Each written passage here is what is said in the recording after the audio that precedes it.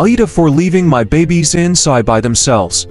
I am a mother of triplets whom are only 2 months old. I never expected ever in my life that I'd be a mother to triplets. So when I first became pregnant, it was definitely the last thing in my mind. I'm home with my babies all day long and had to even transfer my education to online. Sometimes I just need some fresh air especially, and I can't get them to stop crying and I find myself getting super frustrated to the point of tears. It's honestly so hard and the dad isn't here to help us. He's either at work or at school. My fiancé's 24 parents rented us a main floor apartment, so when I step outside, I'm literally just sitting on the chair right beside the door, plus I have a baby monitor step up in their room. And it has a camera on it. I can literally see them and hear them, so if anything happened, I'd be able to quickly get to them. Being able to step outside for a few minutes to take a breather is really important to me because I start to have mini panic attacks when I can't get them to stop crying, and I get really frustrated because I just feel super overwhelmed. Being able to go outside just gives me a chance to calm down. My fiancé came home to me sitting outside while the babies were crying and freaked out on me, calling me a horrible mom and a bunch of other names that I'm not gonna list here. He thinks that I was being super neglectful and putting the babies in harm's way, and even told his parents, and now everyone seemed to be really against me. I grow up in the system. My fiancé's family is the only family I have and ever known, so it breaks my heart that they are so upset with me.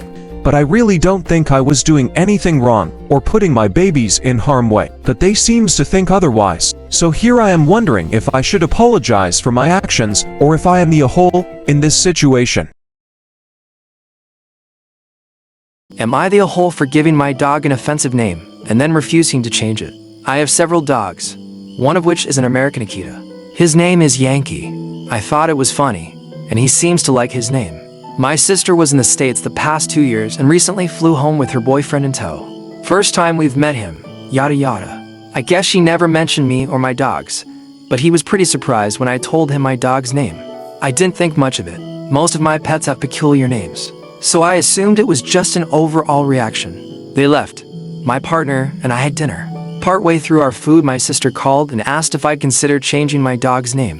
I kind of thought she was kidding, but she reiterated that she was serious. The name Yankee had upset her boyfriend quite badly, and he found it offensive. I basically told her to fuck off and tell him to grow up, before going back to my food. The following day, they literally show up at my door. I was kind of taken aback.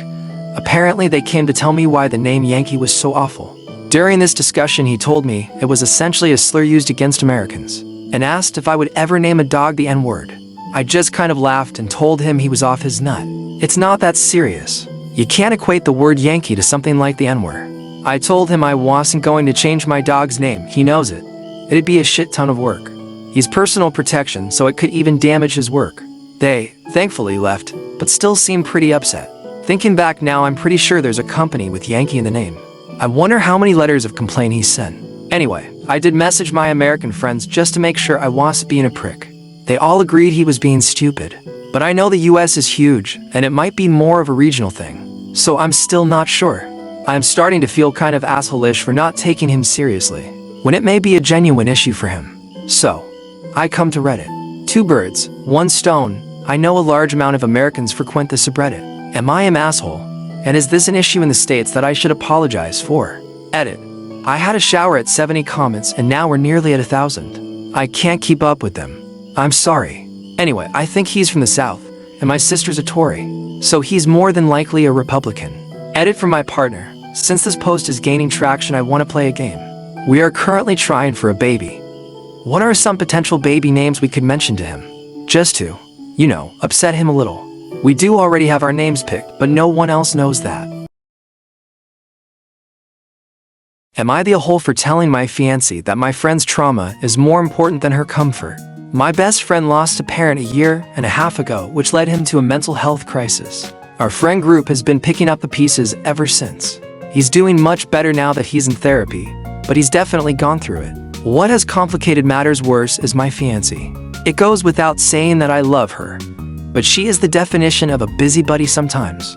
My best friend is a very private person. She knows something happened with him, but she doesn't know the details of what that something is. She probably never will. But because she's around me and my friends often as my fiancée, and I live in the same house, She hears bits and pieces of the story and presses for more information. I try to circumvent this as best as I can. For example, I step out of the room for specific phone conversations.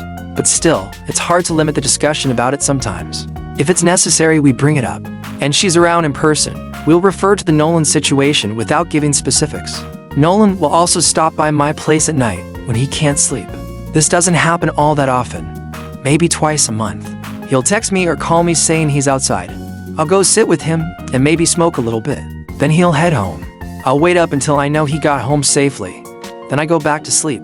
My fiancée hates this. She claims the phone calls always wake her up. They don't. She just sometimes happen to wake up for the bathroom while I'm outside. And that me not being in bed is alarming. This brings us to last night. Nolan stopped by, and when I came back inside, my fiancée said she was putting a stop to it. She said all the sneaking around is making her paranoid. She doesn't feel like she can properly trust me or be a part of my friend group without knowing the details, and that Nolan needs to stop relying on me so much.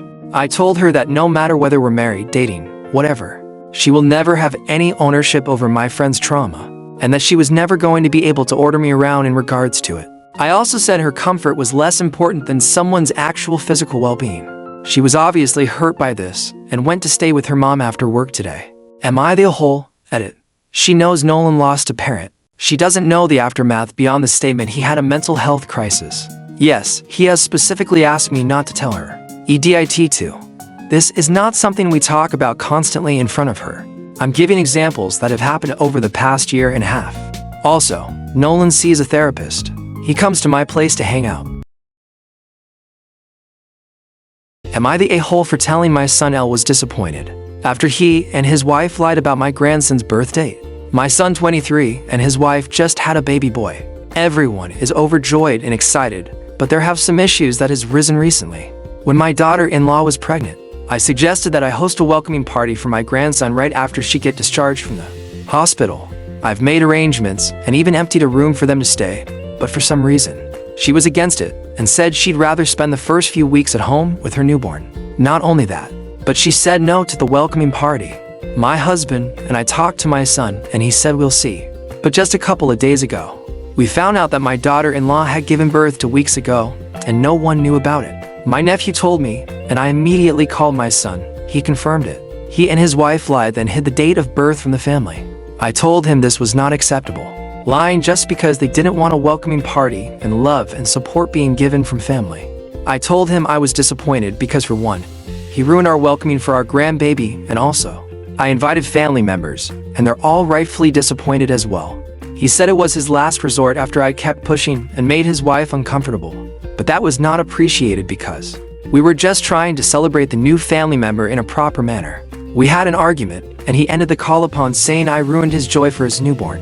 My husband started texting him since he stopped replying to our phone calls, and now is threatening to block my nephew for tattling. But I think that my nephew was decent enough to inform the family. Otherwise, God knows how long my son and his wife were going to hide their son, just to keep us at arm's length. We've always been kind and welcoming to my daughter-in-law and your family. I don't know why she would do this and disrespect the family like that. On the other hand, some family members see it as a justified action because we insisted on the party. Peace, some folks. I'd appreciate it if you leave my nephew 24 male out of this conflict because he's not part of it.